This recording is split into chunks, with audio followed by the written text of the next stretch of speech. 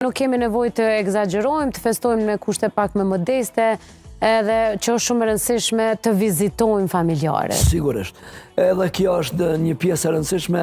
Unë shumë shpesh edhe në Ramazan kam thonë, t'i shfrytëzojmë iftaret, t'i ftojmë njerëzit në për iftare sepse nuk po shihemi. E vërtet. 11 muaj po kalojnë me rrethin e afërm të kushërive të parë dhe nuk po shihemi. Lere më rreth e tjera. Po me kom po takohemi me ata që na lidh puna, e përditshme, biznesi, edhe pse nuk i kemi familje, kurse familjarët po ja na shkalojmë me dashje apo pa dashje.